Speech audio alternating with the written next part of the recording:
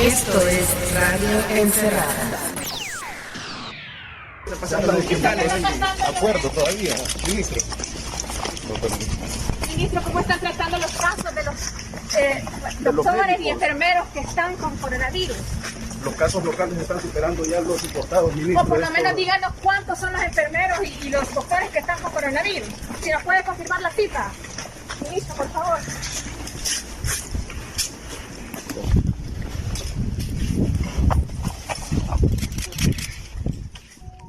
Los periodistas rodearon al ministro de Salud, Francisco Alaví, en un vano intento por obtener respuestas. Ocurrió este miércoles 15 de abril, cuando Alaví corría para escabullirse de la Asamblea Legislativa, donde había llegado a reunirse con un grupo de diputados. Las preguntas no fueron casuales. Desde que empezó la cuarentena domiciliaria obligatoria, la última semana ha sido, de momento, la más difícil. Los contagios locales han aumentado. El virus ya circula en el Gran San Salvador y en los hospitales públicos crece el número de personal de salud en cuarentena. Por eso, la pregunta al ministro: ¿cuántos son los enfermeros y los doctores que están con coronavirus? Lo peor seguramente está por llegar, pero estos días la atención se centra en los hospitales, públicos y privados, que han comenzado a ser golpeados por el COVID-19. Más de un centenar de personas, entre médicos, internos y enfermeras, han sido puestos en cuarentena por haber estado en contacto con pacientes positivos del nuevo coronavirus. Desde la red pública, y pese a la propaganda oficial, médicos y enfermeras se quejan de dos aspectos: falta de insumos para protegerse del virus y la ausencia de protocolos definidos para saber qué hacer ante un posible contagio por el SARS-CoV-2. Y de eso hablaremos en el episodio de hoy. De cómo la improvisación en la atención médica dictada por el Ministerio de Salud ha hecho que hasta el momento 7 hospitales de la red pública traten o hayan tratado pacientes o sospechosos con COVID-19. Soy Gerson Viches. Y yo soy César Faguaga, y esto es Radio Encerrada. El Hospital de Neumología José Antonio Saldaña fue el primer muro de choque contra el COVID-19 en El Salvador.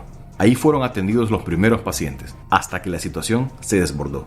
Ahí comenzó una peregrinación de pacientes que ha afectado directamente a los hospitales Amatepec en Soyapango y el San Rafael en Santa Tecla. 4 hospitales más, el Sacamil, el Público Hospital de la Mujer, el Hospital Bloom y el Hospital de Zacatecoluca han sido afectados también. Loida Martínez Avelar, periodista de Factum, ha seguido este viacrucis. En el seguimiento de los casos del personal de salud que ha sido enviado a cuarentena, cabe destacar que ha sido por 2 aspectos. El primero es porque resultaron positivos a COVID-19 y el segundo es porque tuvieron contacto con un paciente positivo al virus y no portaban el equipo de seguridad adecuado, que está conformado por una mascarilla N95, un gabachón, gafas, que eso para el personal de salud es indispensable para no contagiarse, según lo han expresado. Tenemos que recalcar que Revista Factum en las últimas 2 semanas ha entrevistado a más de una docena de personas que trabajan en diversos hospitales y centros de salud a escala nacional, y el común denominador es el mismo. Ellos denunciaban que no tenían el equipo adecuado para evitar contagiarse. Bueno, esta situación inició en el Hospital Nacional Saldaña, un lugar que del 3 al 7 de abril reportó una serie de denuncias debido a que las personas que fueron albergadas en este lugar decían que fueron mezclados los pacientes que ya tenían un diagnóstico positivo a COVID-19 con personas que no habían tenido acceso al resultado de su prueba. Entonces asumían que eran negativos por la falta de información. Entonces una enfermera que reside en Santo Tomás se enfermó. Extraoficialmente, por medio de los familiares y de los amigos, se conoció que la enfermera contagió a su esposo, por lo que su esposo es atendido también en un centro de salud y su hijo menor de 9 años también está aislado porque también resultó positivo. Hay un punto clave en esta situación. Los pacientes graves que estaban ingresados en el Hospital Saldaña fueron trasladados al Hospital Amatepec la noche del 3 de abril. El traslado se hizo de manera repentina, sorprendieron al personal de Amatepec porque 48 horas antes de que ocurriera, habilitaron, pintaron, sacaron a los otros pacientes, los trasladaron a otro hospital y habilitaron una especie de unidad de cuidados intensivos. Entonces las enfermeras decían que ese lugar no estaba adecuado para atender a personas graves, pero bueno, aún así el Ministerio de Salud vino y trasladó a 12 personas hacia ese lugar. En el transcurso de la siguiente semana, las enfermeras de ese Hospital Amatepec denunciaron la falta de equipo de protección para evitar contagiarse. Ellas decían que no tenían mascarillas N95, no tenían guantes, no tenían gabachones, que en el sondeo que hemos realizado en Revista Factum esos son los 3 elementos que más demandan los médicos y las enfermeras. Entonces las enfermeras hicieron una protesta pública que en Revista Factum documentamos. Al final llegaron 3 médicos intensivistas a analizar, a hacer un diagnóstico del lugar y dijeron no, en este lugar no podemos tener a los pacientes graves. Entonces, por segunda vez, los pacientes críticos que están con ventilación mecánica fueron trasladados. Siempre trasladados en la noche. El Ministerio de Salud ha adoptado esa modalidad de hacer los movimientos o los traslados de personas en la noche. Entonces, la noche del 10 de abril fueron trasladados por segunda ocasión los pacientes graves desde el Hospital Amatepec hasta el Hospital San Rafael. En medio de esa situación ocurrió que un paciente del Hospital San Rafael de Santa Tecla se lanzó de uno de los pisos. El personal asegura que se lanzó por el pánico que le generó conocer que iba a estar cerca de personas contagiadas con COVID-19. Cabe destacar que la desinformación, la falta de guía que ha tenido la población genera pánico. Pero esos no son las únicas situaciones que han ocurrido. En el Hospital Sacamil, el lunes 13 de abril, 50 personas entre personal médico, de enfermería, estudiantes de internado de medicina, que son los estudiantes de 7º año de la carrera de medicina, fueron enviados a cuarentena después de que el 10 de abril atendieron a una señora que presentaba síntomas de una enfermedad respiratoria, pero que cuando ellos consultaron al epidemiólogo a cargo, el epidemiólogo les dijo que no, que la señora no debía ser manejada como un caso sospechoso de COVID-19, por lo que fue trasladada al servicio de medicina. Entonces, cuando dieron los resultados de las pruebas, se enteraron que sí era positiva y enviaron a cuarentena a todo el personal. Hasta este momento el Ministerio de Salud no se ha pronunciado y no tenemos conocimiento qué fue lo que pasó con los pacientes que estaban cerca de esta señora.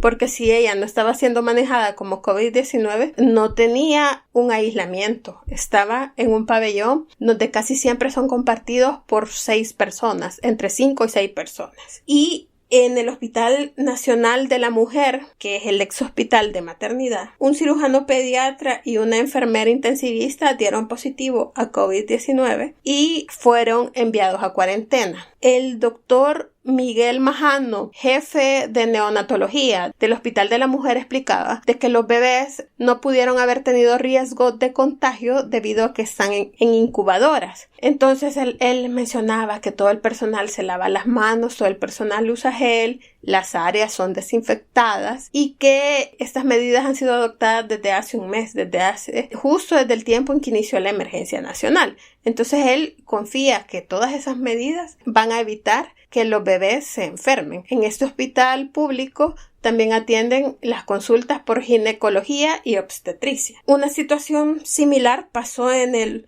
Seguro Social de la colonia Sacamil, donde una pediatra y una enfermera resultaron positivos a COVID-19, por lo que las autoridades de salud decidieron enviar a 25 de sus compañeros de trabajo a cuarentena. Hay que destacar que este personal de salud trabaja en conjunto y en equipo. Entonces, cuando una persona se enferma, es muy probable que pueda haber contagiado a los demás porque trabajan de manera articulada, cerca, comparten actividades, se complementan. Hay otros casos que se reportaron la noche de este 15 de abril. El alcalde de Sesori en San Miguel confirmó que 19 personas que trabajan en la unidad de salud de ese municipio fueron enviadas a cuarentena luego de que atendieron a un médico que trabaja en ese sitio y que estuvo dando consultas en un centro de contención y que dio positivo a COVID-19. También nos reportaban siempre la noche de este 15 de abril que 25 personas del Hospital Nacional de Chalchuapa fueron enviadas a cuarentena tras atender a una anciana que consultó por un golpe en la cabeza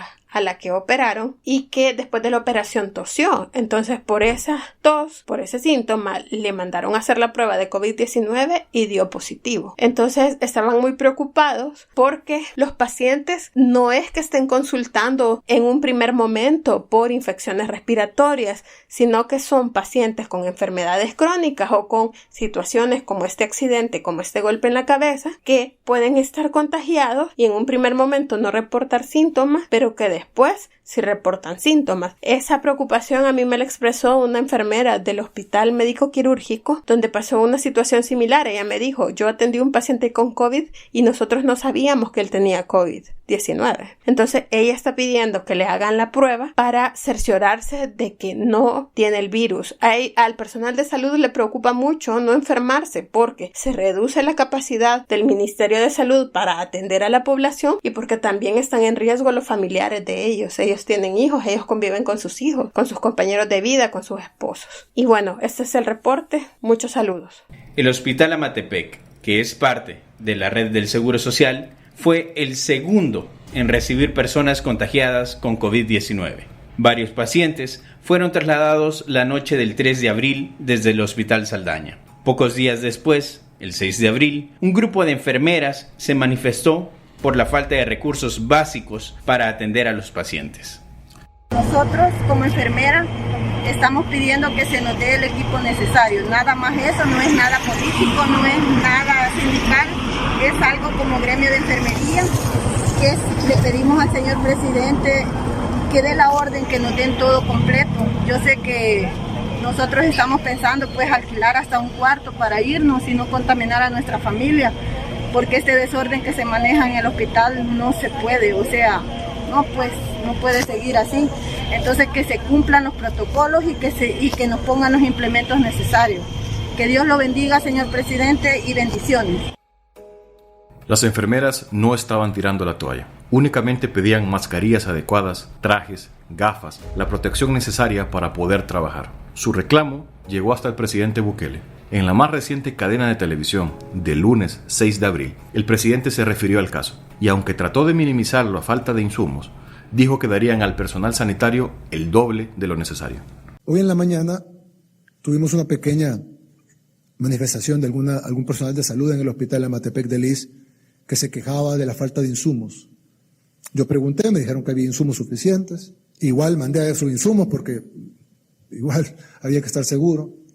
Y yo quiero decir que he escuchado al personal de salud, no solo al que se manifestó, sino al personal de salud que trabajó, también al sindicato, nos hemos reunido con él, nuestro ministro de Trabajo ha hablado también con el STIS, etcétera. Y los hemos escuchado. No les estamos dando los insumos, y si están diciendo que sí, pues démosle el doble de insumos. Y los insumos necesarios para cada nivel. No necesitan traje espacial para todos los niveles, pero sí se van a entrar a una UCI, necesitan el nivel grado 3, entiendo, que es el nivel más alto. Y para estar afuera, pues el nivel 2, depende del nivel de riesgo que están. Pero necesitamos capacitaciones, necesitamos los insumos necesarios. Yo sí le quiero pedir a todo el Gabinete de Salud Ampliado, al Seguro Social, al Ministerio de Salud, a FOSalud, a todo el Gabinete de Salud Ampliado, aquí en Casa Presidencial, por favor, démosle los insumos necesarios a nuestro personal. Nuestro trabajo es fuerte, yo sé, es duro, pero no es tan duro como el de ellos. Nuestro personal de salud, nuestros policías, nuestros soldados, nuestro personal de protección civil, están en la primera línea de defensa, están enfrente del virus. Ellos son los que tienen que llegar a atender a alguien que está en una unidad de cuidados intensivos por COVID. Y esa persona tiene COVID-19 confirmado y está grave de COVID-19 y esta persona tiene que llegar a atenderlo, a entubarlo, a estar a 1 milímetro del virus. Lo menos que podemos hacer nosotros es, como pueblo, reconocerle su labor y como gobierno darle los insumos necesarios para que puedan hacer su trabajo. Nelly Pozas es enfermera y la vocera del personal de enfermería del Hospital Amatepec. Los días pasan y en los hospitales, a la falta de insumos para trabajar, se suma el hecho de no tener claro cómo proceder ante la pandemia. Esto dice Nelly. Buenas tardes, se les saluda atentamente. Como personal de enfermería, lo que exigimos es de que haya una jefatura que respalde y haga bien su trabajo con respecto a los planes de trabajo y al funcionamiento y actividades que se van a realizar con pacientes COVID-19, porque hasta el momento no tenemos estipulado las actividades que se realizarán durante estén estos pacientes en el Hospital Amatepec. Los problemas que hay es de que algunas del personal no toman su rol como debe de ser por no haber una jefatura que dirija bien, porque si la jefatura no dicta bien cómo debe ser las actividades que tiene que seguir, el personal no asume sus responsabilidades porque no se deja estipulado sus actividades que tienen que hacerse. Esto genera cargo de trabajo para las compañeras que están acostumbradas a tomar por iniciativa en su trabajo y su rol. Necesitamos también una capacitación bien establecida para el buen manejo, tanto para protección del personal como para la atención a los pacientes COVID-19. Esa improvisación también ha contagiado a otros hospitales. Uno de ellos fue el Hospital Nacional de la Mujer. Uno de sus médicos, el jefe de neonatología, Miguel Roberto Majano, cree que el primer paso que tuvo que haber dado el Ministerio de Salud era la preparación del personal sanitario. Nosotros en el hospital, porque yo trabajo en recién nacido, el punto es que el viernes de la semana pasada se detectó, hicieron un muestreo al azar de personas que pudieran estar en riesgo en el hospital. Fue en la emergencia y en la unidad de cuidados intensivos de adultos. El punto es que en ese momento encontraron a una enfermera que dio positiva a la prueba. Esta enfermera era esposa, hasta donde yo medio me han confirmado, me han comentado, era esposa o es esposa de un señor que vendía granos en Ciudad Delgado, que es el otro caso que había reportado antier o ayer, no me recuerdo cuándo fue, que lo publicó en la noche el señor presidente. El punto es de que también al colega, al cirujano pediatra, el cirujano, estaba platicando yo con un colega que hizo turno con él, con un residente el día de ayer, y que lo llamó para hacer un procedimiento normal. Comentó que le habían hecho la prueba al azar porque él tiene varios trabajos para el Seguro Social y llega donde nosotros, porque no es un recurso permanente, sino que es de llamada. Entonces, al parecer, hicieron una prueba también así aleatoria y le salió positiva. El punto es que se lo confirmaron a él hasta ayer en la noche. La situación es que hoy en la mañana nosotros tenemos un WhatsApp de los médicos de ahí del departamento de neonato y él puso la nota. Hicieron una prueba de COVID y salí positivo, así es que voy para cuarentena y estoy sin ningún problema. Está asintomático totalmente. Así es que cuídense mucho ustedes y ese fue el mensaje que nos dio hoy a las 6 del WhatsApp. Hasta ahí nos dimos cuenta de que ya teníamos ese contacto que había llegado al hospital el día de ayer.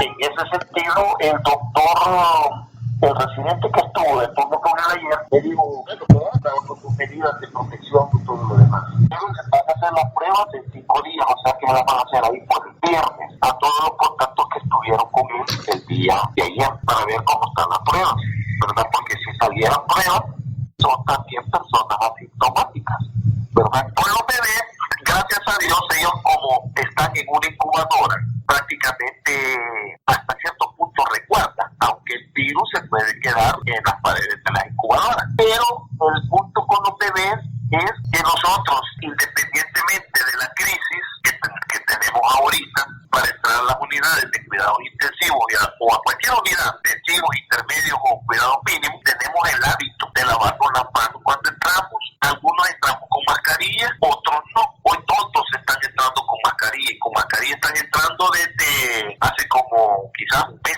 Entonces, desde ese punto, pues ocupamos alcohol gel y tratamos de manipular lo menos posible a los niños. Entonces, desde ese punto de vista, primero Dios, pues yo creo que a ellos no nos va a afectar. No hemos tenido todavía niños que hayan nacido hijos de madre con COVID-19, pero al momento, como le digo, también las noticias son muy alarmantes, es decir, vienen los departamentos de neonatología, lo cual no es cierto, se está trabajando con más medidas de seguridad que hasta tratando de implementar presentar acortamiento de personal. De hecho, no solo en neonatos, porque también ya mandaron otros a cuarentena domiciliar porque le hicieron pruebas y salieron negativos a los que estuvieron en contacto con la enfermera. Fíjese que en maternidad, con los que estuvieron en contacto con la enfermera, sinceramente no sé ese dato, no lo sé, pero sí hay varios médicos. Uno dijo que no se iba a ir, que ahí se iba a quedar por no llegar a la casa porque la esposa está embarazada. A ella le tomaron pruebas y las pruebas le salieron negativas.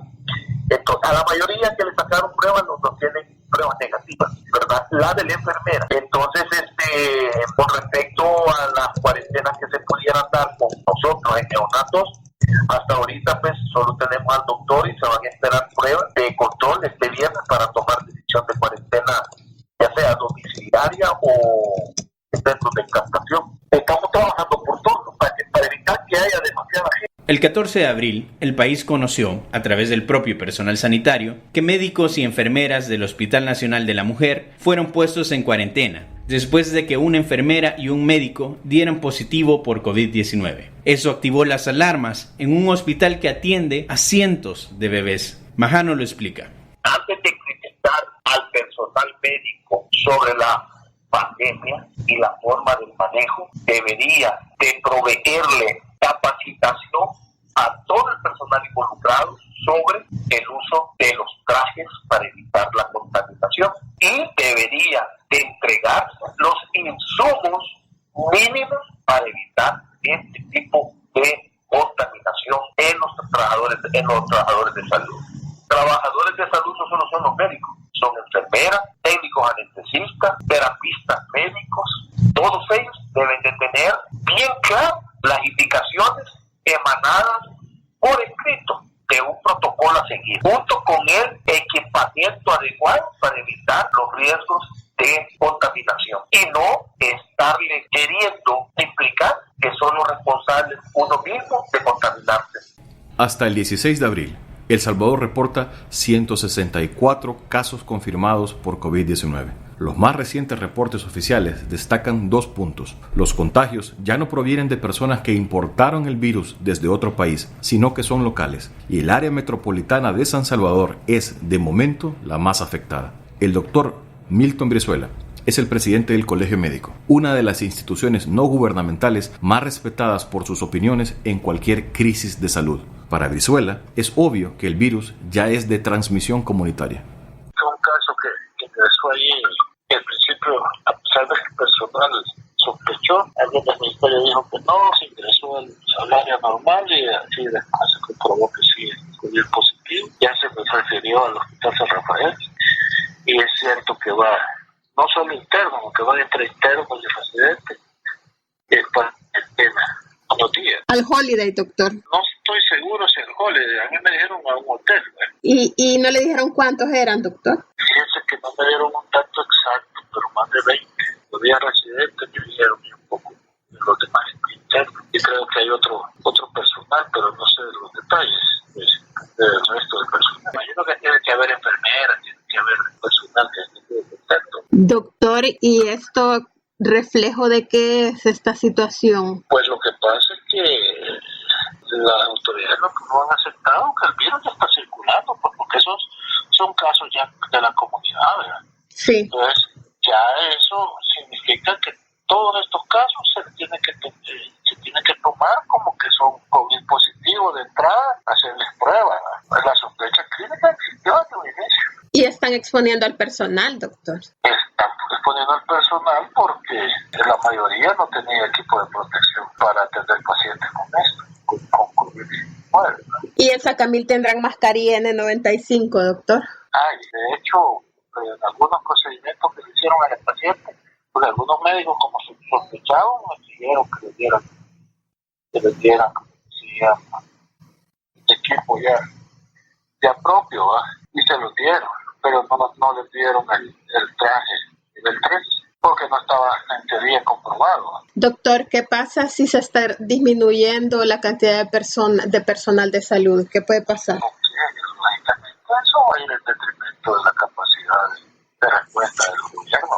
Sí, eso va a ser un problema bastante serio, pues, y eso es algo que nosotros hemos advertido. Ahora, pues hace un ratito mandó el doctor Alaví, como él estamos en un chat de ahí del departamento de cirugía del hospital, porque ahí trabajaba antes de ese ministerio. Él vio que ya estaba entrando mascarillas y equipo y lavachones y equipo de nivel 3 también. Ahora, ¿va? Me da la impresión que la gente que la atendían ustedes, que se atendía en San Rafael, esté llegando a Sacamil. Así que como el hospital está cerrado, el San Rafael solo atiende pacientes referidos con COVID, ¿verdad? Sí. Entonces, todo está llegando al hospital. De hecho, a este paciente lo atendieron en la área que tienen específica para atender a los pacientes. Y de ahí fue donde lo evaluaron y dijeron que no parecía el caso. Pues por eso que yo he estado insistiendo todos estos días que ya a los pacientes catalogados como IRAG, de infección respiratoria aguda grave, a todos les tienen que hacer pruebas para descartar de que se trate de COVID-19. Y a las IRAS, que son las infecciones respiratorias agudas en general, incluir pruebas centinelas al azar para ir detectando la comunidad de casos leves también. Creo que hay que estar pendiente del Sacamil. Ahora de todo, porque si no llego ahí, me imagino que van a llegar a otros hospitales. Brizuela menciona la crisis que también estalló en otro hospital público, en este caso el del Seguro Social, ubicado en la colonia Sacamil. Un mal diagnóstico, ante la ausencia de un protocolo claro y establecido, hizo que 2 pacientes, finalmente diagnosticados con COVID-19, mandaran a cuarentena a medio centenar de médicos y enfermeras. El doctor Carlos Ramos Hines es un cirujano que trabaja en ese hospital. Desde adentro puede contar lo que pasó en el Sacamil. En el Hospital Sacamil, el día viernes, consultó una paciente con historia de fiebre, de tos y con dificultad respiratoria. Esta paciente fue llevada a aislamiento y cuando se reportó el caso al SEM, el epidemiólogo indicó que se le diera manejo en servicios generales como paciente común. Entonces fue sacada del aislamiento y llevada al servicio de medicina interna. Ahí estuvo el viernes, el sábado, el domingo, y por el deterioro clínico, las radiografías y todos los datos que era altamente sospechoso, finalmente también por presiones de los médicos que la estaban tratando, el día lunes le toman la prueba y resulta positiva. Entonces ya toda la gente de los turnos de viernes, de sábado y de domingo y de lunes habían estado en contacto con ella, los que le habían llevado los signos vitales, los que le habían cumplido medicamentos, quien le puso la vena central, etcétera, etcétera. Entonces en ese primer momento se llevaron a cuarentena alrededor de 40 agentes del personal, entre médicos internos, médicos residentes, enfermeras, personal de laboratorio clínico, auxiliares, etc. La paciente se trasladó para el Hospital San Rafael, que ya a partir de este día era hospital COVID, y el personal sanitario fue llevado a cuarentena al Hotel Holiday Inn. Esto fue el lunes. El día de hoy, miércoles, se descubre un nuevo caso COVID, un paciente que fue referido de San Rafael el viernes y entró por un diagnóstico, pero estando hospitalizado desarrolló dificultad respiratoria, se le tomaron los exámenes, las radiografías y se descubrió que tenía pues una neumonía. Se reporta al SEM, le toman la prueba y resulta positiva. Este paciente estuvo en el hospital desde el viernes hasta hoy y todo el tiempo fue manejado como paciente normal en servicios generales. Por este segundo paciente se han ido a cuarentena 10 médicos más, 5 residentes, 5 internos, y están pendientes que se defina si van a mandar a cuarentena a la gente que tuvo contacto con este paciente en emergencias y la gente que tuvo contacto también de las otras áreas del personal, enfermería, laboratorio clínico, rayos X, etc. Lo que es preocupante de esta situación es que en el lapso de 3 días, o sea, de lunes a miércoles, se han tenido que ir a cuarentena medio centenar de personas que estaban trabajando en el hospital y que fueron expuestos al contagio. Lógicamente, pues en un hospital donde ya hay poco personal y el personal está pues sobresaturado, estar perdiendo cantidades tan altas de gente en tan corto tiempo, pues pone realmente en dificultades para poder lograr la atención de los pacientes. La cuarentena para el personal médico no terminó ahí. Este jueves 16 de abril, 30 personas del Hospital de Niños Benjamín Blum fueron puestos en cuarentena por haber tenido contacto con un niño de 4 años que dio positivo y que previamente estuvo en el Hospital Nacional de Zacatecoluca. Es muy probable entonces que también el personal de Zacatecoluca sea puesto en cuarentena. Desde ese hospital, varios empleados escribieron a Factum para denunciar que los tenían retenidos, a la espera de decidir si serán enviados o no a cuarentena. En todos los países del mundo, médicos y enfermeras se han contagiado e incluso han muerto por el COVID-19. El personal sanitario sabe que el riesgo es latente. El ministro de Salud dijo este jueves que a la fecha hay 12 personas, entre médicos y enfermeras, positivos por el nuevo coronavirus. El punto medular, según el personal sanitario, es que comenzaron esta guerra sin las armas adecuadas. La periodista Loida Martínez Avelar lo explica mejor. Fuentes médicas confirmaron que un grupo de 30 personas que trabajan en el Hospital Nacional de Niños Benjamín Blum fueron enviadas hoy a cuarentena después de atender a un niño de 4 años que resultó positivo a COVID-19. El informe que detallaban es de que el niño llegó al Hospital Blum remitido desde el Hospital Nacional Santa Teresa en Zacatecoluca. Se conoció también por fotografías enviadas desde el Hospital de Zacatecoluca y testimonios de médicos y de enfermeras que desde las 7 de la mañana el epidemiólogo de la región y la epidemióloga del hospital se encuentran haciendo entrevistas a las personas que atendieron a este paciente para definir si son enviadas a cuarentena a un hotel definido por el gobierno para el personal de salud o, en su caso, son enviados a cuarentena a su casa. Existe un problema por el momento. El personal de salud y los epidemiólogos están bastante confundidos respecto a cuál es el manejo de los casos sospechosos de COVID-19 y por eso ocurre que los atienden sin tomar en cuenta los protocolos establecidos. Sumado a esto, sin tener el equipo de protección necesario y por eso cuando resulta positivo son aislados también porque existe la posibilidad de que tengan también el virus. Este mediodía el ministro de Salud, Francisco Alaví, dio una conferencia de prensa donde dijo que hasta este momento 12 personas, entre médicos, enfermeras y personal de seguridad del sistema de salud, es positivo a COVID-19. El funcionario asegura que han entregado como gobierno 27,000 trajes de protección en los hospitales de la red pública para que los médicos y las enfermeras no se contagien con el virus.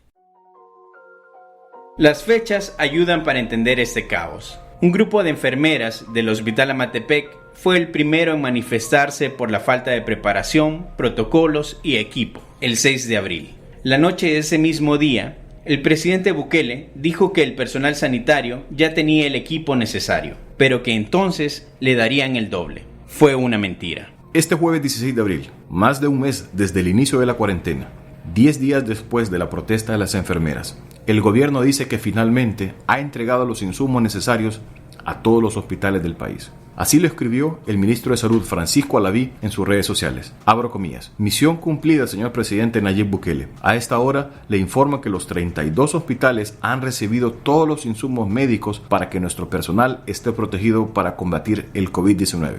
Cierro comillas. Hizo falta que más de un centenar del personal médico fuera a cuarentena y que 7 hospitales públicos resultaran afectados para que el gobierno más preparado del mundo pusiera atención a la primera línea contra el COVID-19, sus médicos y sus enfermeras. Julio López Fernández es un cineasta y documentalista nacido en México y criado entre México y El Salvador, conocido por ser el director del documental La Batalla del Volcán. Es el encargado de las recomendaciones para no aburrirse de este episodio. Julio, incapaz de dar solo 3 recomendaciones, nos ofrece 3 grupos de documentales para ver en esta cuarentena. No todo es coronavirus. Estas son nuestras recomendaciones para no aburrirse.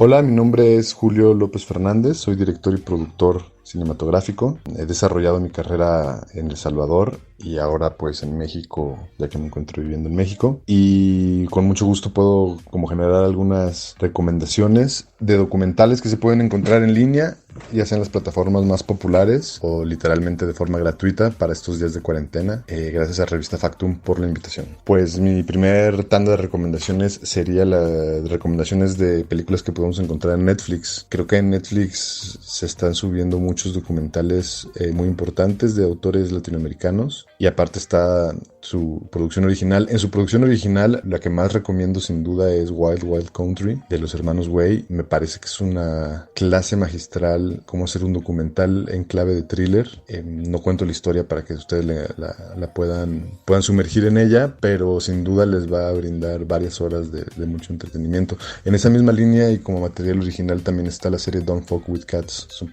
series que te atrapan. Respecto a documental latinoamericano, me gustaría recomendar, hay dos películas muy potentes de Berardo González, el director mexicano, uno de los directores más reconocidos de México. Son un retrato sobre la violencia muy potente que se llama La Libertad del Diablo, vale muchísimo la pena de ver. Y otro documental sobre migración muy conmovedor que se llama Un abrazo de 3 minutos. Ambas piezas son muy muy muy recomendables. Eso sí, sobre todo La Libertad del Diablo es bastante cruda, y así que si quieren ver algo, digamos, no del lado oscuro de la humanidad y de nuestros países, recomendaría Jane, la película sobre esta científica que generó un sistema de comunicación muy importante con los chimpancés. Se llama Jane Goodall. La película se llama Jane y es un tesoro, nos puede alegrar una tarde sin ningún problema. La siguiente categoría sería de documentales totalmente libres, disponibles en línea, en este caso en la plataforma Vimeo. Es un documental argentino de 2003 que se llama Raimundo, dirigido por Ernesto Ardito y Virna Molina, y es un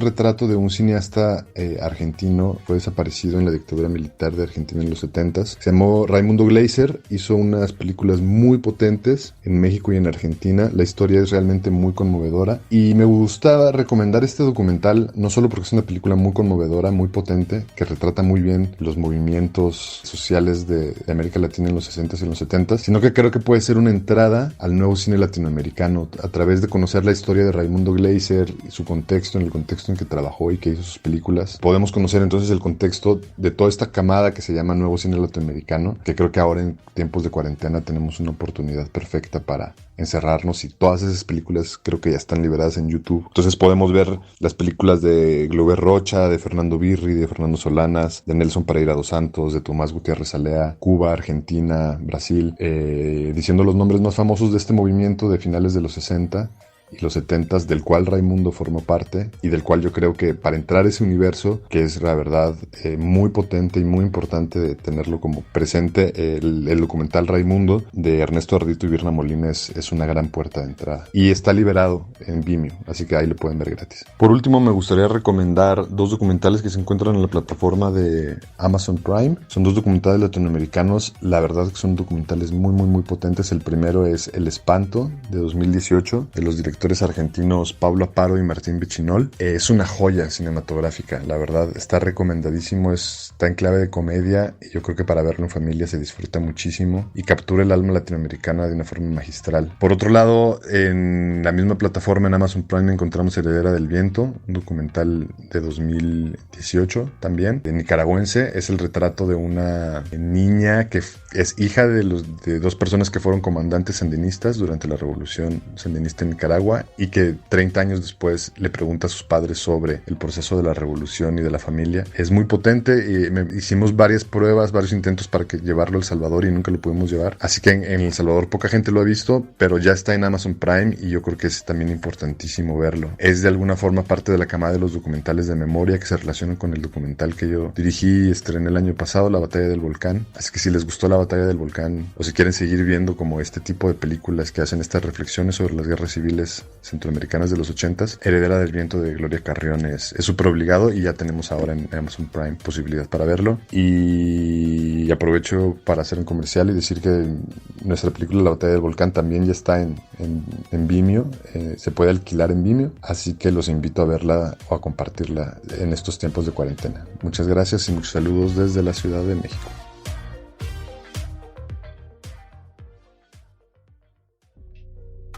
Muy poco que agregar para cerrar este episodio.